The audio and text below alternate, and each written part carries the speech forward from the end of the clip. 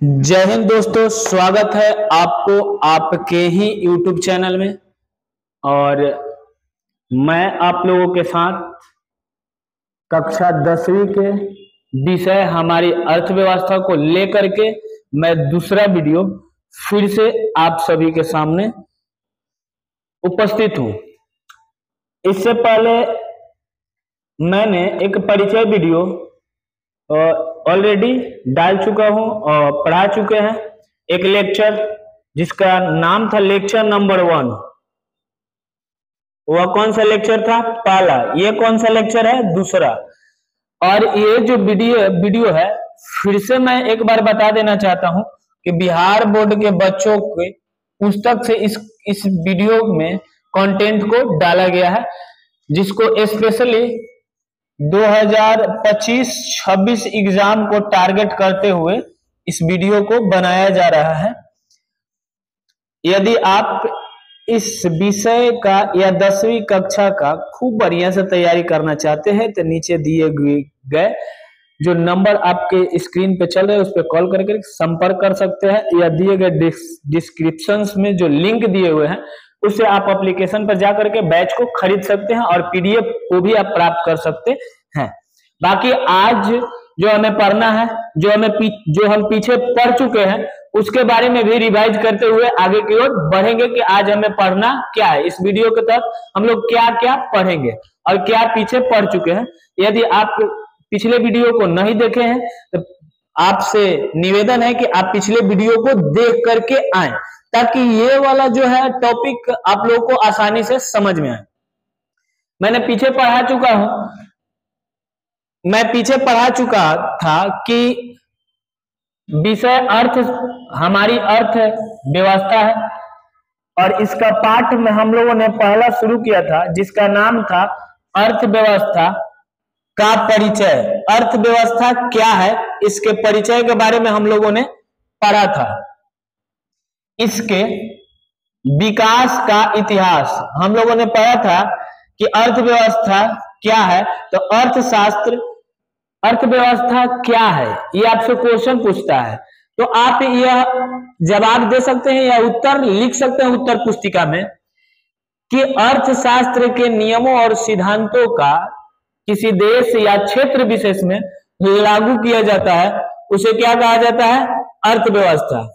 और देखिए इसमें किसी न किसी क्षेत्र का नाम लगा ही होता है, जैसे भारतीय अर्थव्यवस्था, तो इससे पता चलता है कि यह भारत का अर्थव्यवस्था है। वैसे जितने भी अर्थव्यवस्था के बारे में हम लोग पढ़ेंगे सारे भारतीय अर्थव्यवस्था के बारे में पढ़ेंगे। जैसे बिहार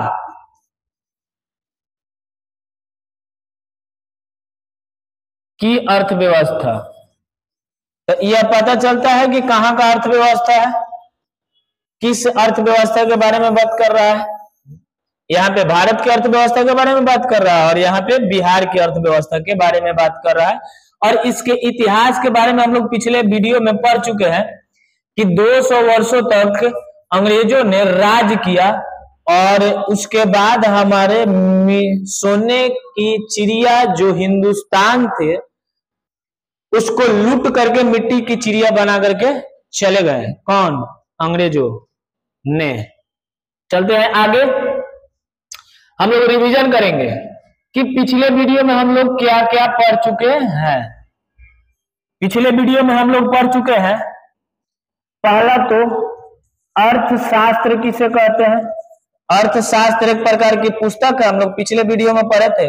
इसको अंग्रेजी में कहते हैं इकोनॉमिक्स। कोई दिक्कत? यह एक विषय है जिसमें आर्थिक क्रियाओं के नियमों और सिद्धांतों का उल्लेख किया गया हो। जैसे कि एक पुस्तक हो गया ये, और इसमें बहुत सारे नियम और सिद्धांतों को लिखा गया है, उसी को क्या कहते हैं? अर्थशास्त्र। दूसरा पढ़े थे हम लोग अर्थव्यवस्था किसको कहते हैं। अर्थव्यवस्था किसको कहते हैं? ये दोनों अलग अलग है। इसको अंग्रेजी में इकोनॉमी कहा जाता है। क्या बोला जाता है? इकोनॉमी। यह एक प्रकार का व्यवस्था है जिस व्यवस्था के तहत अर्थशास्त्र के नियमों तथा सिद्धांतों को किसी देश या क्षेत्र विशेष में लागू किया जाता है। फिर से सुनिए, ये वह व्यवस्था है जिसके तहत अर्थशास्त्र के नियमों तथा सिद्धांतों को किसी देश या क्षेत्र विशेष में लागू किया जाता हो। जैसे हमारा देश जो है, भारत जो है, भारत में किस प्रकार की अर्थव्यवस्था है? तो मिश्रितवादी अर्थव्यवस्था है। किस प्रकार का अर्थव्यवस्था है? तो मिश्रितवादी अर्थव्यवस्था है। तो ये जो नियम है ये कहां से लिया गया है? तो इस पुस्तक से लिया गया है, और ये नियम ला करके कहां लागू कर दिया गया है? भारत देश में। तो भारत एक देश है और यहाँ पे ला करके लागू कर दिया गया। हो गया, समझ में आ गया कि नहीं? तीसरा हम लोग पढ़े थे उसी में कि अर्थव्यवस्था का किसने क्या परिचय दिया। जैसे हम लोग पढ़े थे ब्राउन ने क्या किया है, इसके द्वारा परिभाषा, और आर्थर का परिभाषा भी पढ़े थे कि आर्थर ने क्या कहा था। तो इसके बारे में आपको यदि जानना है बहुत अच्छे से तो जाकर के पिछले वीडियो को देखिए और लाइक सब्सक्राइब कमेंट अवश्य करें कि आपको पढ़ करके कैसा लगा, और अंतिम तक जुड़े रहे। चलते हम लोग आगे की ओर कि आज हमें क्या पढ़ना है। पिछले वीडियो में तो जो पढ़ना था आज हमने बता दिया, लेकिन हमें आज क्या पढ़ना है ये बात भी तो जानना जरूरी है कि आज मंगलवार है। आज हम लोग को पढ़ना है हमारी अर्थव्यवस्था की संरचना। देखिए, दुनिया की कोई भी चीज हो उसका कुछ ना कुछ एक तरीके का रूप है। जैसे मनुष्य का भी एक संरचना है कि नहीं है? जैसे ऊपर खोपड़ी में बाल, नाक, हिमालय, घास के मैदान, ये है बंगाल वाला खाड़ी। समझ में आया कि नहीं आया? गंगा यमुना, आंख, समझ में आया कि ना? दो हाथ, इसमें अंगुली, समझ में आया कि ना? भगवान पेट बनाए हैं, चलने के लिए पैर बनाए हैं। तो ये एक प्रकार की क्या है? संरचना है। तो हम लोगों की जिस प्रकार की संरचना है उसी प्रकार से अर्थव्यवस्था को चलाने के लिए भी संरचना बनाई गई है। इसे अंग्रेजी में कहते हैं स्ट्रक्चर ऑफ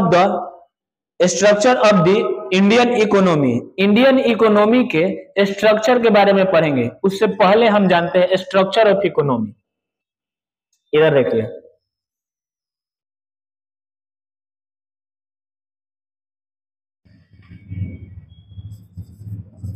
अर्थव्यवस्था की संरचना। देखिए, दुनिया के जितनी भी अर्थव्यवस्थाएं हैं उसको 3 भागों में बांटा गया है, 3 क्षेत्रकों में उसको बांट दिया गया है। अब वह किस हिसाब से बांटा गया है तो ये भी बताएंगे कि किस आधार पे बांटा गया है। तो उत्पादन के आधार पे 3 अवस्थाओं में इसको क्या किया गया है? बांट दिया गया है। बहुत जगह इसको 5 अवस्था में बांटा गया है। बहुत जगह कितने अवस्था में? 5। जैसे यहां देखिए, किस आधार पे बांटा गया है? उत्पादन के आधार पे। इसकी संरचना को किसके आधार पे? उत्पादन के आधार पर बांटा गया है। उत्पादन के आधार पे कितने तरीकों में बांटा गया है? पहला हो गया प्राथमिक क्षेत्रक। पहला क्या बांटा गया? प्राथमिक क्षेत्रक। दूसरा क्या बनाया गया? द्वितीयक क्षेत्रक। तीसरा क्या बनाया गया? तृतीयक क्षेत्रक।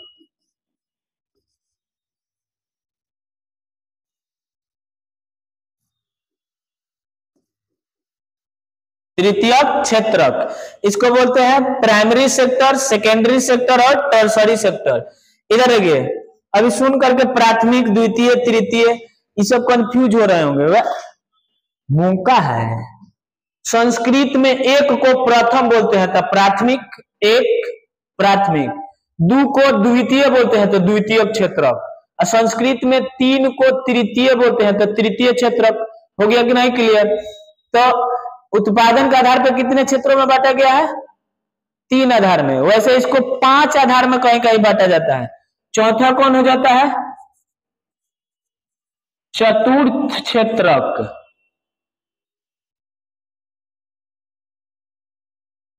एक और है 5वां, पंचम क्षेत्रक। कोई दिक्कत? तो अर्थव्यवस्था को इसको बोलते हैं गोल्डन कॉलर। Golden collar. ये क्वेश्चन कंपटीशन में पूछता है कि किस क्षेत्र को गोल्डन कॉलर कहा जाता है, इसी को कहा जाता है। लेकिन हम लोगों को जानते हैं 10वां में बस 3 ही पढ़ना है, प्राथमिक क्षेत्रक, द्वितीय क्षेत्रक और तृतीय क्षेत्रक। तो भारत को भी भारतीय अर्थव्यवस्था की संरचना भी 3 क्षेत्रकों में बांटी गई है। वो है, पहला है प्राथमिक क्षेत्रक,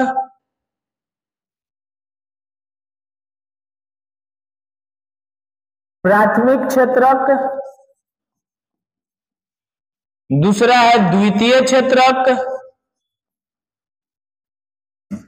और तीसरा है तृतीय क्षेत्रक। और तीसरा क्या है? तृतीय क्षेत्रक। तृतीयक क्षेत्रक, इसमें भी क लगा लीजिएगा। तृतीयक क्षेत्रक। इन 3 व्यवस्थाओं को, भारतीय अर्थव्यवस्था को 3 क्षेत्रकों में बांटा गया है। भारतीय अर्थव्यवस्था को कितने क्षेत्रकों में बांटा गया है? 3। आप लोग याद रखिएगा, बोलते भी जाइएगा क्लास करते समय, और पेन और कॉपी अवश्य रखना है अपने आगे, ताकि आप जो इंपॉर्टेंट लाइन लगे उसको नोट्स करते जाइए। वैसे आपको ये पीडीएफ मिल जाएगा, नीचे डिस्क्रिप्शन में लिंक दिया हुआ है, जाकर के दबाइए और पीडीएफ प्राप्त कीजिए। तो कितने क्षेत्रकों में बांटा गया है? 3। पहला प्राथमिक क्षेत्रक, दूसरा द्वितीय क्षेत्रक, तीसरा तृतीय क्षेत्रक। पहला प्राथमिक क्षेत्रक, द्वितीय क्षेत्रक और तीसरा तृतीय क्षेत्रक। तो प्राथमिक क्षेत्रक, द्वितीय क्षेत्रक और तृतीय क्षेत्रक। प्राथमिक, द्वितीय और तृतीय, प्राथमिक, द्वितीय और तृतीय, उल्टा बोलिएगा, तृतीय क्षेत्रक, द्वितीय क्षेत्रक और प्राथमिक क्षेत्रक को में बांटा गया, को नहीं, में बांटा गया है। किसको? भारतीय अर्थव्यवस्था की संरचना को। कोई दिक्कत? अब आगे चलते हैं, आगे हम लोग पढ़ेंगे एक एक करके कि प्राथमिक क्षेत्रक क्या है। इस प्राथमिक क्षेत्रक के बारे में पढ़ेंगे कि प्राइमरी सेक्टर किसको कहा जाता है, और द्वितीय क्षेत्रक किसको कहा जाता है, और तृतीय क्षेत्रक किसको कहा जाता है। तो बिना टाइम गंवाए हुए हम लोग चलते हैं आगे की ओर। यह है प्राथमिक क्षेत्रक। सबसे पहले इसके परिभाषा के बारे में जानेंगे कि यदि क्वेश्चन आपको दे दे बोर्ड में कि लिखना है, बताइए कि प्राथमिक क्षेत्रक क्या है, तो आप ये लिख सकते हैं, वह क्षेत्रक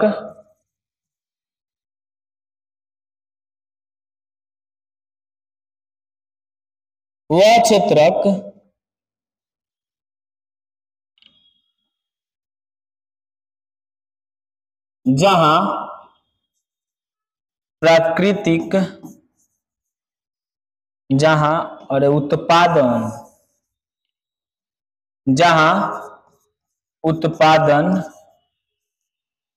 प्राकृतिक संसाधनों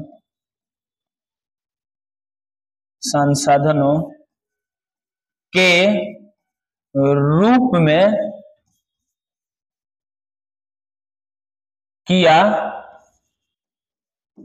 जाता है। यह क्या कह रहा है, ध्यान से देखिए।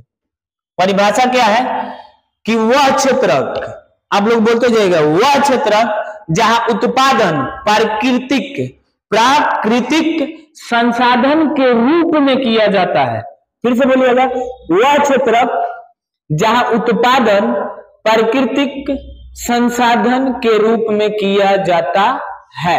जैसे प्राकृतिक में हमें क्या प्राप्त है, देखिए, जैसे भूमि है, भूमि उसी में मिट्टी है ना, मिट्टी से हम लोग किसी भी उत्पादन को किसी भी फसल को उगाते हैं फसल, जिससे हमें क्या प्राप्त हुआ? गेहूं। ये बताइए इसमें कौन सा संसाधन का उपयोग किए? प्राकृतिक संसाधन का उपयोग किए या नहीं किए? इसमें देखिए तो ये मिट्टी कौन सा संसाधन है? मिट्टी। भूमि कौन सा संसाधन है? प्राकृतिक संसाधन।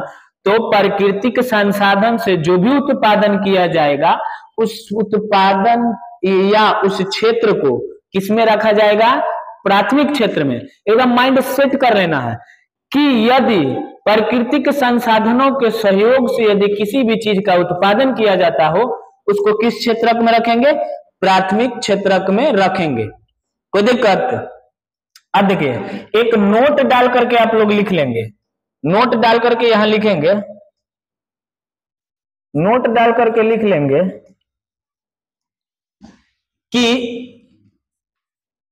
प्राथमिक क्षेत्रक को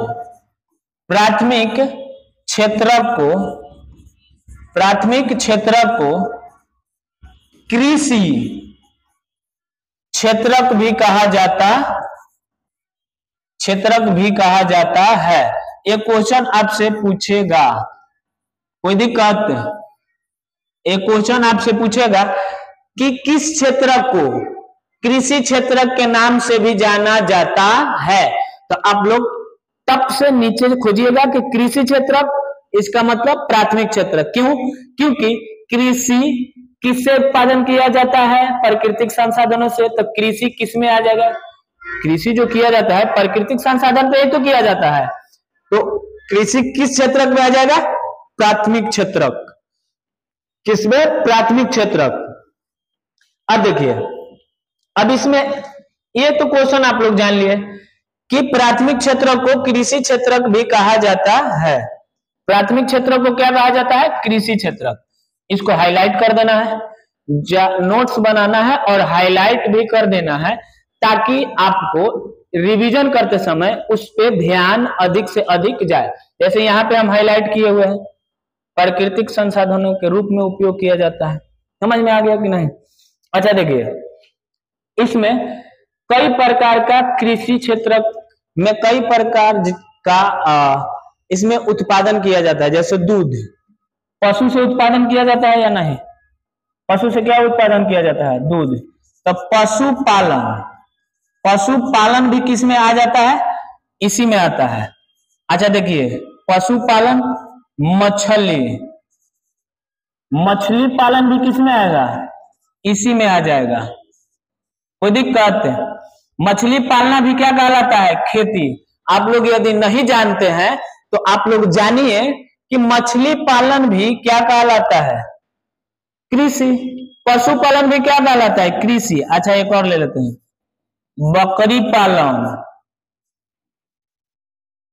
क्या कहलाएगा? ये भी क्या कहलाता है? कृषि। ये भी खेती के अंतर्गत आता है। अच्छा एक और आते हैं, मुर्गी पालन, ये भी क्या कहलाता है? खेती। ये भी क्या कहलाता है? कृषि। ये भी क्या कहलाता है? कृषि। कोई दिक्कत? और इन सबों से जो प्रोडक्ट या जो हमें उत्पादन मिलता है या जो उत्पाद हमें मिलता है उसको किस क्षेत्रक में रखा जाता है? प्राथमिक क्षेत्रक में रखा जाता है। कोई दिक्कत?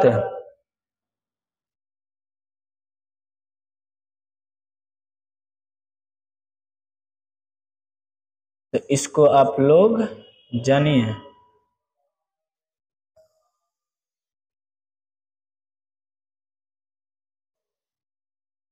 इतने में कोई दिक्कत नहीं ना है? अब आगे आते हैं। देखिए आपको ये जानना है कि मछली पालन से हमें क्या प्राप्त होता है? इससे मांस मिलता है। अच्छा पशुपालन से क्या मिलता है? इससे पशुपालन में मांस भी मिलता है पशु में, और दूध से बने अनेक। अच्छा बकरी पालन से क्या मिलता है हमें? इससे भी मांस मिलता है और बकरी का दूध भी मिलता है। अच्छा फसल उत्पादन में हमें क्या मिलता है? तो इसमें उत्पादन मिलता है कृषि उत्पाद या खाद्य अन्न बोलेंगे। खाद्यान्न बोलते हैं,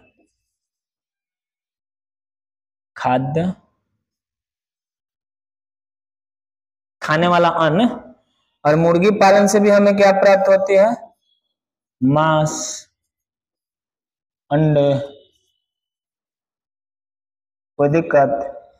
तो जितने भी प्राकृतिक संसाधन है उसको किसमें रखा जाएगा? इसी में। अच्छा, एक और बात बताइए, एक और एग्जांपल देते हैं हम आपको। हमें बताइए कि वन किस क्षेत्र में रखा जाएगा? प्राथमिक, द्वितीय या तृतीय? इसको भी प्राथमिक में रखा जाएगा। क्यों? क्योंकि ये भी प्राकृतिक संसाधन का ही क्या है? भाग है। ये भी प्राकृतिक संसाधन का क्या है? भाग है। वन, वन मतलब जंगल होता है। ये नहीं कि ऐसा समझना सर वन मतलब क्या होता है? एक ना, वन माने एक न, वन मतलब ई, वन मतलब एक होता है, ONE, वन मतलब एक होता है। कोई दिक्कत है? हम लोग ये नहीं पढ़ रहे हैं, हम लोग ये पढ़ रहे हैं वन मतलब जंगल या वन्य बोलते हैं इसको। कोई दिक्कत? अब प्राथमिक क्षेत्र तो क्लियर हो गया ना। आगे चलते हैं द्वितीय क्षेत्रक में, कि द्वितीय क्षेत्रक में किसको रखा जाता है।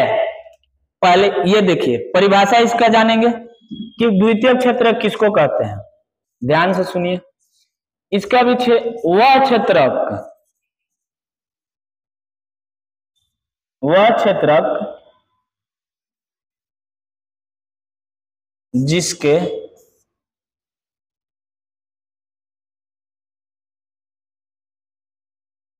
वह क्षेत्रक जिसके तहत निर्माण का कार्य किया जाता है तथा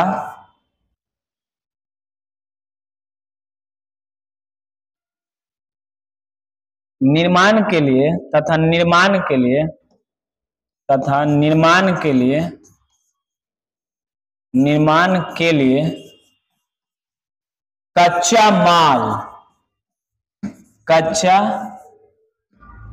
मालों का तथा निर्माण के लिए कच्चे मालों का उपयोग प्राथमिक क्षेत्रक से प्राप्त करते हैं तथा कच्चा माल का तथा निर्माण के लिए कच्चा माल का प्राप्ति, कच्चा माल का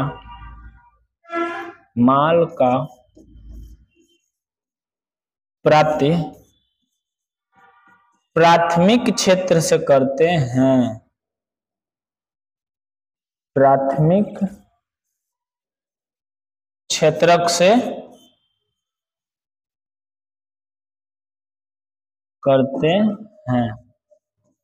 ध्यान से सुनिएगा, पहले ये बोल क्या रहा है? वह क्षेत्रक जिसके तहत निर्माण का कार्य किया जाता हो, किसी भी चीज का निर्माण किया जाता हो। तो जितने भी फैक्ट्री है या संस्था है जहां पे किसी चीज को किसी में परिवर्तित किया जाता है, उस क्षेत्र को द्वितीय क्षेत्रक में रखा जाता है। और देखिए, इसको बनाने के लिए कच्चा माल किस क्षेत्रक से लाते हैं? तब प्राथमिक क्षेत्रक से। कहां से लाते हैं? प्राथमिक क्षेत्रक से। तो वह क्षेत्रक जिसके तहत निर्माण का कार्य किया जाता है उसे क्या कहते हैं? द्वितीय क्षेत्रक। और जिसके निर्माण के लिए कच्चा माल प्राथमिक क्षेत्र से प्राप्ति किया जाता हो या करते हैं। कोई दिक्कत? फिर से बोलिए तो, वह क्षेत्रक जिसके तहत निर्माण कार्य को किया जाता हो या निर्माण के कार्य को किया जाता हो। निर्माण के कार्य को किया जाता हो, यहाँ थोड़ा सा मिस्टेक है, आप लोग देख लीजिए। निर्माण के कार्य को, निर्माण का कार्य किया जाता है। नहीं जी, सही था, सेंटेंस सही है।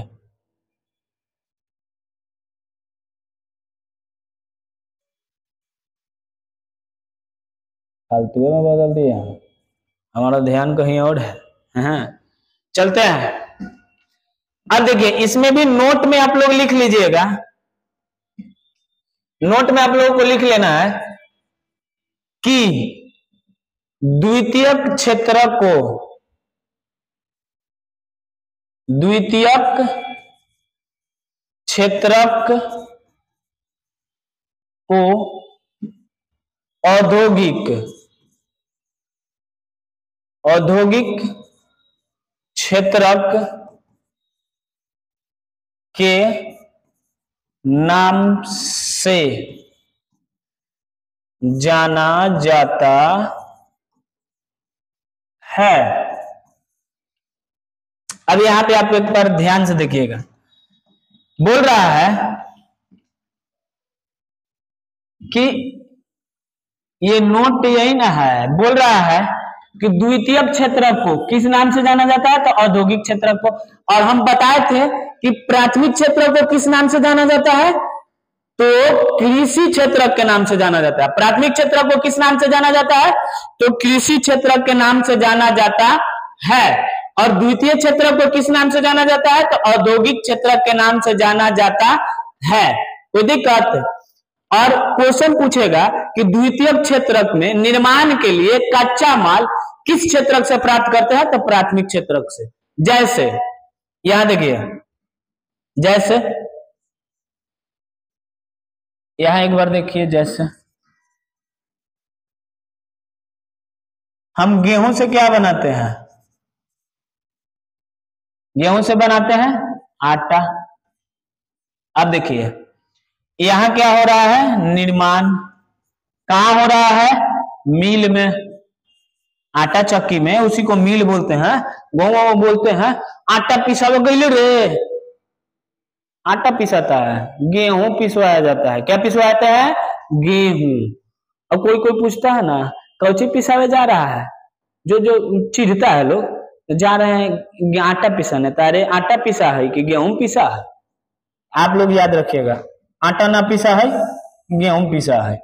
इसका निर्माण कहां हो रहा है, आटा चक्की में। और आटा चक्की जो है पूरा कौन सा क्षेत्रक में चला जाएगा, द्वितीयक क्षेत्रक में। आटा चक्की कहां चला जाएगा, द्वितीयक क्षेत्रक में। आटा चक्की कहां चला जाएगा, द्वितीयक क्षेत्रक में। इसको किस क्षेत्रक में रखेंगे, द्वितीय में। समझ में आ गया कि नहीं आया? अच्छा एक और बताते हैं, जैसे गन्ना से रस निकाल करके क्या बनाया जाता है, चीनी बनाया जाता है कि नहीं। आई कहां निर्माण किया जाता है, चीनी मिल में। कहां पे, चीनी मिल में। तो चीनी मिल क्या हो गया, परिवर्तन करने वाला जगह। और यह कहां से प्राप्त हो रहा है, गन्ना कृषि क्षेत्रक से। कहां से, कृषि से। अरे गन्ना की खेती है ना करते हैं, तो कृषि क्षेत्रक से प्राप्त हो रहा है। और ये भी गेहूं भी कहां से, कृषि क्षेत्रक से। और निर्माण हो रहा है तो क्या बन गया, चीनी। और चीनी चला जाएगा आगे बेचाने के लिए। समझ में आ गया? तो ये चीनी मिल किस क्षेत्रक में चला जाएगा, द्वितीयक क्षेत्रक में। किस में चला जाएगा, द्वितीयक क्षेत्रक में। कोई दिक्कत नहीं ना? अच्छा अभी और आगे देख लेते हैं, और एग्जांपल ले लेते हैं।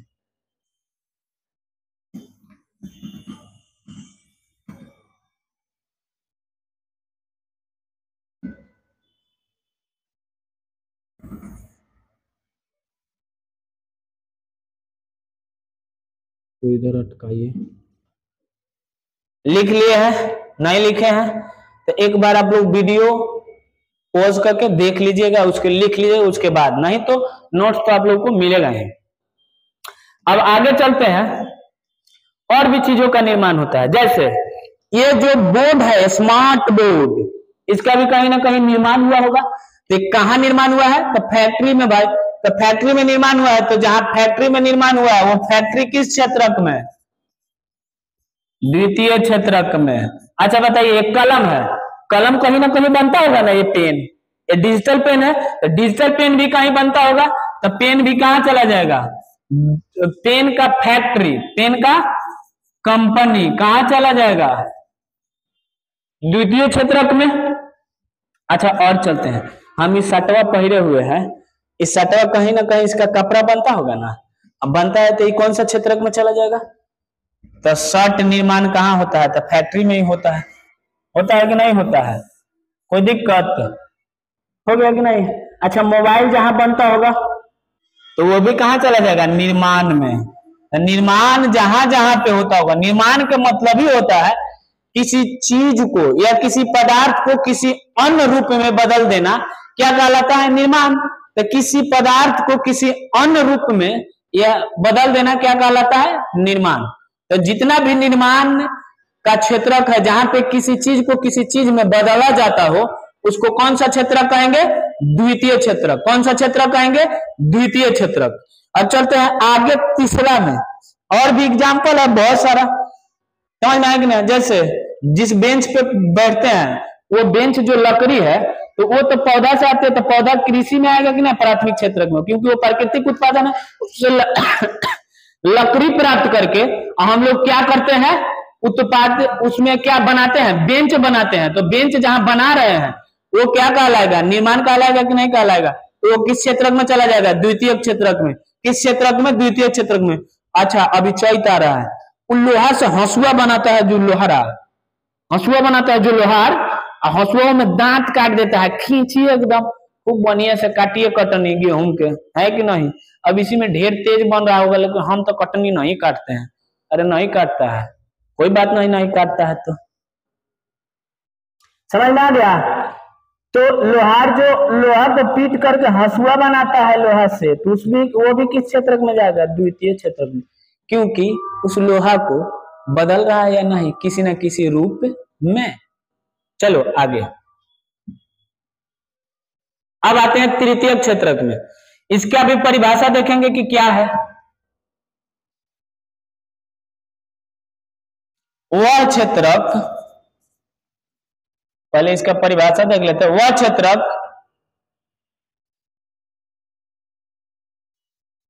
जिसमें सेवाओं का उत्पादन किया जाता है।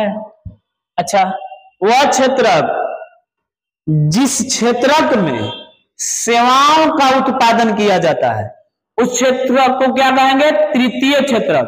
वह क्षेत्रक जिस क्षेत्रक में सेवाओं का उत्पादन किया जाता है, उस क्षेत्र को क्या कहेंगे? तृतीय क्षेत्रक। तृतीय मतलब तीसरा क्षेत्र। तो अर्थव्यवस्था का कौन सा क्षेत्र? तीसरा क्षेत्र। तो वह क्षेत्रक जिसके तहत किसका उत्पादन किया जाता है?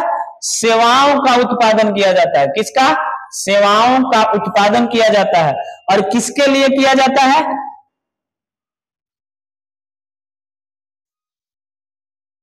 प्राथमिक एवं द्वितीयक क्षेत्रक में सेवा प्रदान करने हेतु, मतलब प्राथमिक और द्वितीय क्षेत्रक में काम करने वाला आदमी चाहिए ना जी। काम करने वाला मिल चलाएगा, अपने से चलेगा, आदमी चाहिए ना। तो सेवा दे रहा है, तो कोई भी काम करना क्या कहलाता है? सेवा। जहां पे आप कुछ देते नहीं है, लेकिन वहां से अपने काम कर करके पैसा कमाते हैं, तो कौन सा क्षेत्र कहलाएगा? सेवा। जैसे मान लो कि डॉक्टर, डॉक्टर क्या देता है? सेवा। आपको ही देता है पैसा, कुछ देता है आपको? ये आता है डॉक्टर, जांच करेगा, जांच कर क्या ले लेगा? पैसा। तो ये कौन सा क्षेत्रक में? तृतीय क्षेत्रक में। जो सेवा देता है तृतीय क्षेत्रक में। जैसे वाहन जो चलाया जाता है, वाहन तृतीय क्षेत्रक में, वाहन जो चला करके दिया जाता है। शिक्षक, हम आपको पढ़ा रहे हैं, क्या दे रहे हैं? सेवा। तो किस क्षेत्रक में? तृतीय क्षेत्रक में, किसी भी प्रकार का। अच्छा, एक बात बताइए, किसान भी तो, किसान के पास भी तो कोई मजदूरी करता है,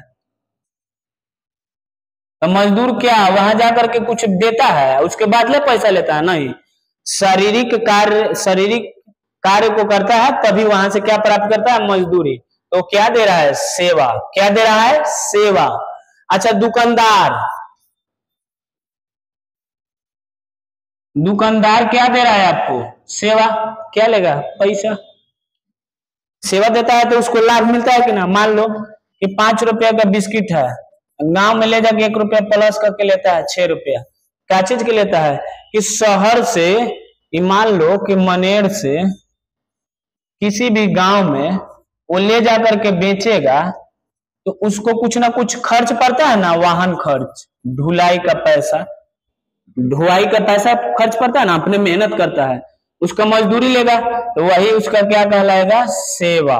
क्या कहलाता है? सेवा। इसलिए दुकानदार भी क्या हो जाएगा? सेवा। अच्छा, कबाड़ी वाला को देखा है? कबाड़ी वाला टीना प्लास्टिक वहां गांव में जाकर बिटोरता है, वो भी तो सेवा देता है। आइए हमको दीजिए। समझ में आया कि नहीं आया? आया। हाँ। अच्छा बताइए, कोई भी जो नौकरी कर रहा है, सरकारी नौकरी, वो क्या कहलाएगा? सेवा। जो कोई भी यदि बैंक में कार्य कर रहा है, ये देखिए बुढ़वा को पगलाए, वो क्या कहलाएगा? सेवा। बैंकिंग सेक्टर में काम कर रहा है तो सेवा, शिक्षण संस्थान में काम कर रहा है तो सेवा, कोई दिक्कत। और किसी भी चीज को, जैसे कंप्यूटराइज काम कर रहा है, टेक्निकल वर्क कर रहा है, वो भी क्या कहलाएगा? सेवा। मान लो कि कंप्यूटर को कमांड करता है कोई ऑपरेटर, तो वो भी क्या कहलाएगा? सेवा। इन सबों को किस क्षेत्र में रखा जाता है? सेवा क्षेत्र में। आशा है कि आप लोगों को समझ में आ गया होगा। चलते हैं आगे। अच्छा, हम लोग द्वितीय क्षेत्र में थोड़ा सा एक चीज को देख लेते हैं कि इसमें अनेक प्रकार के उद्योगों को भी रखा गया। उद्योग, जैसे उद्योग बिजनेस को, इसमें कई गो उद्योग आता है, जैसे लघु उद्योग, इससे भी छोटा होता है कुटीर उद्योग, जो घर में जिसका उत्पादन करते हैं। लघु मतलब छोटा उद्योग। एक होता है मध्यम उद्योग, एक होता है बड़ा उद्योग। तो क्वेश्चन आपसे पूछेगा कि उद्योग कितने प्रकार का होता है, तो उद्योग को 4 प्रकारों में बांटा गया है। एक कुटीर उद्योग, दूसरा लघु उद्योग, तीसरा मध्यम उद्योग और चौथा बड़ा उद्योग। लघु उद्योग जो घर में वो नहीं बिनती है लोग स्वेटर, वो क्या हो गया? कुटीर।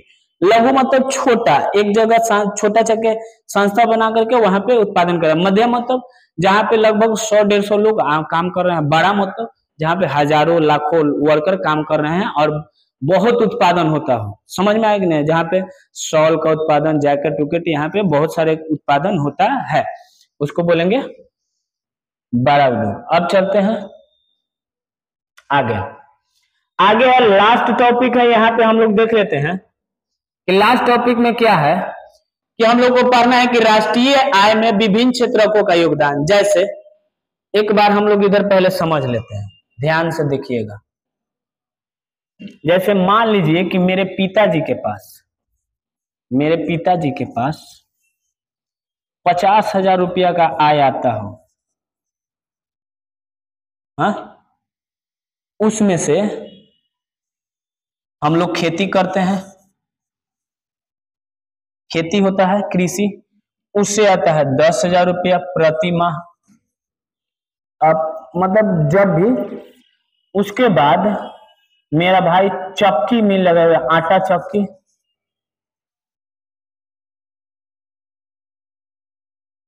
उससे आता है 20,000। अच्छा, मैं एक शिक्षक हूं तो सेवा दे रहे हैं कि नहीं? सेवा दे रहे हैं, तो मैं भी कमाता हूं 20,000। ये कुल कितना हो गया? 50। लेकिन पूछेगा कि आपके पिताजी का आय कृषि क्षेत्र से कितना है? कृषि क्षेत्र से तो कितना है? 10,000। और वही पूछेगा कि प्राथमिक क्षेत्र से कितना है? तो 10,000। दूसरा पूछेगा कि आपका पिताजी का आटा चक्की से कितना आय आता है? तो 20,000। और कोई इनडायरेक्टली पूछेगा कि आपका द्वितीय क्षेत्र से आय कितना है? मेरे पिताजी से तो क्या बोलेंगे? 20,000। कैसे कि आटा चक्की जो है, अभी पीछे पढ़ा चुके हैं कि वह निर्माण का कार्य करता है, तो क्या कहलाएगा? वही। और तीसरे क्षेत्रक में जिस सेवा क्षेत्रक है उससे भी कितना आता है 20,000। कितना आता है 20,000। कितना आता है 20,000। अब वही देखना है यहां पे कि किस क्षेत्रक से अपने देश में कितना आय प्राप्त होता है। अब कब कब वर्ष के रूप में देखेंगे।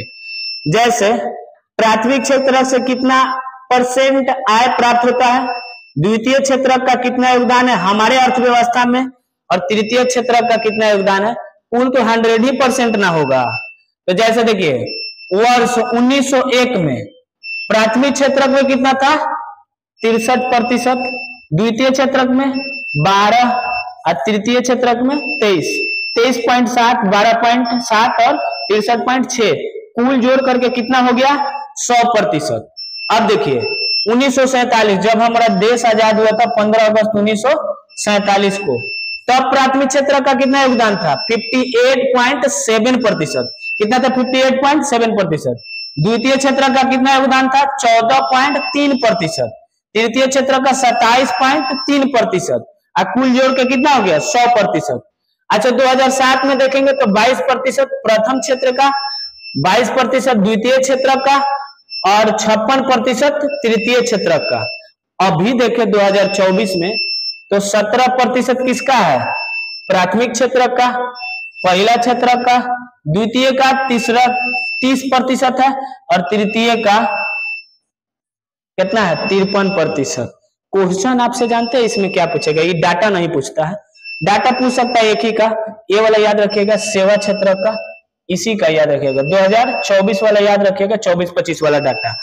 17% कृषि क्षेत्रक में, 30% द्वितीय क्षेत्रक में, 53% तृतीय क्षेत्रक में। अब आगे चलते हैं,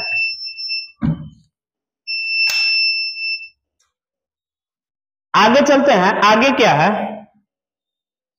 कि आगे हम लोगों को यह पढ़ना है कि इसमें देखना क्या है। देखिए यहां प्राथमिक क्षेत्र का देखे तो चलिएगा 63.6 था 1901 में, यही कितना हो गया 58.7, घटा कि नहीं घटा। फिर आकर के 1947 के बाद 2007 में कितना हो गया 22%, और 22 के बाद 17%। तो क्वेश्चन पूछेगा कि प्राथमिक क्षेत्रक में आजादी के बाद परिवर्तन देखने को मिला है, वृद्धि में, कमी में, स्थिरता, इनमें से कोई नहीं। तो क्या हुआ है कमी। क्या हुआ है कमी। आजादी के बाद कृषि क्षेत्र में क्या हुआ है कमी, इसको याद रखना है। द्वितीय क्षेत्र में देखते हैं 12 था, 12 से बढ़ के कितना हुआ 14.3, 14.3 से कितना हुआ 22 पॉइंट, और 22 के बाद कितना हो गया 30। तो अब देखिए आजादी के बाद इसमें क्या मिला वृद्धि मिला, तो क्या बताएंगे वृद्धि। क्या होगा वृद्धि, कोई दिक्कत। आगे चले, अब तृतीय क्षेत्र में देखेंगे हम लोग कि 1901 में इसमें 23.7% योगदान था हमारे अर्थव्यवस्था में। उसके बाद हो गया 27.3 मतलब बढ़ा। उसके बाद 27 के बाद एक ही बार कितना हो गया 56, इसका मतलब और अधिक बढ़ा लगभग दोगुना। इसके बाद कितना हो गया 53%। इसका देखना 53 या 54 देगा, क्योंकि इसका डाटा 53-54 लिखता है। तो इसमें भी क्या लिखेंगे वृद्धि। क्या लिखेंगे वृद्धि, लेकिन स्पेशली 2014 में कमी आई है। तो क्वेश्चन पूछेगा कि भारतीय अर्थव्यवस्था के किस क्षेत्रक में आजादी के बाद वृद्धि हुई, लेकिन 2014 में उसमें गिरावट देखने को मिला है। तो कौन क्षेत्रक आ जाएगा तृतीय क्षेत्रक। कौन सा क्षेत्रक तृतीय क्षेत्रक। कोई दिक्कत। अब आगे हम लोग चलते हैं, थोड़ा सा रिवीजन कर लेते हैं कि हम लोग क्या क्या पढ़े हैं। क्या पढ़े हम भाई, हम लोग पढ़ेंगे भारतीय अर्थव्यवस्था को कितने क्षेत्रकों में बांटा गया है। भारतीय अर्थव्यवस्था को कितने क्षेत्रक में बांटा गया है तो 3। पहला प्राथमिक क्षेत्रक, दूसरा द्वितीय क्षेत्रक या द्वितीयक क्षेत्रक, तीसरा तृतीय क्षेत्रक, तृतीयक क्षेत्रक। इसको कौन सा क्षेत्रक बोले थे? कृषि क्षेत्रक। इसको कौन सा? औद्योगिक क्षेत्रक। इसको कौन सा क्षेत्रक बोले थे? सेवा क्षेत्रक। कोई दिक्कत? और इसका एग्जाम्पल भी देख लिए थे। अब अंतिम स्लाइड पे चलते हुए हम लोग एक क्वेश्चन देते हैं, आप लोग बताइएगा इसका उत्तर। किस क्षेत्रक को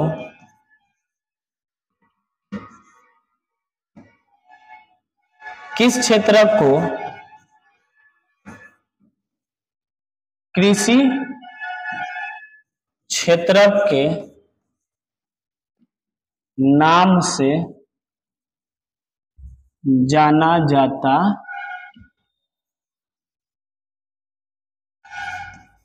है?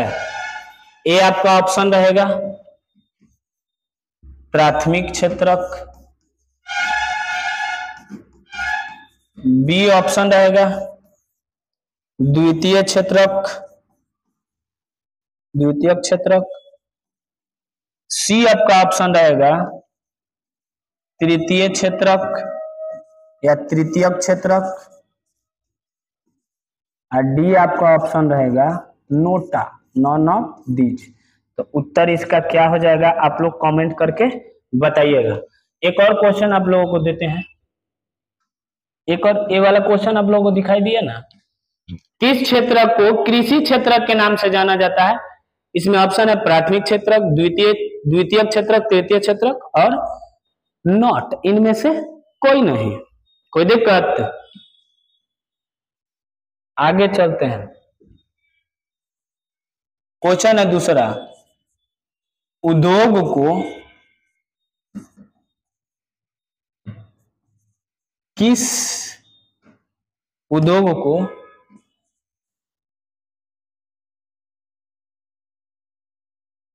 किस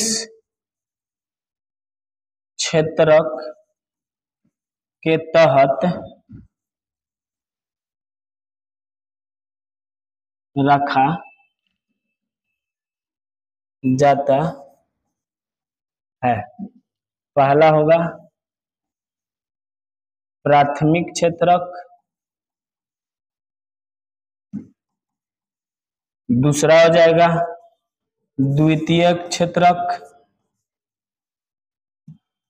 तीसरा हो जाएगा तृतीय क्षेत्रक और चौथा हो जाएगा नॉट। एक और क्वेश्चन पूछते हैं, बताना तो।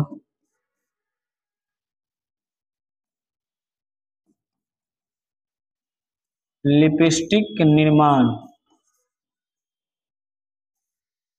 जहां किया जाता है,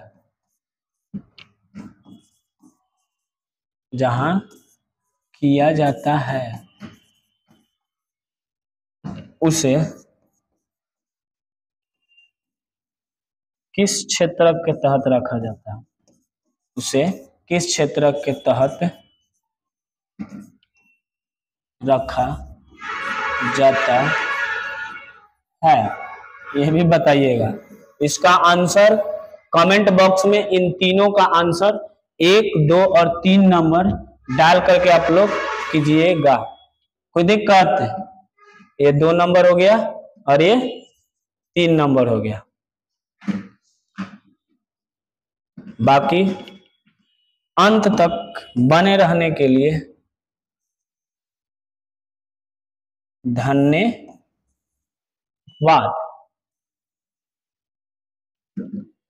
अंत तक बने रहने के लिए धन्यवाद। ऐसे ही आप लोग दुलार प्यार दीजिए, चैनल को सब्सक्राइब कीजिए। यदि अच्छा लगा हो वीडियो तो समझ में आया कि नहीं, और समझ में आया हो तो अपने दोस्तों के पास शेयर भी कीजिए, लाइक, सब्सक्राइब और कमेंट कीजिए। आज के लिए इतना ही। जय हिंद।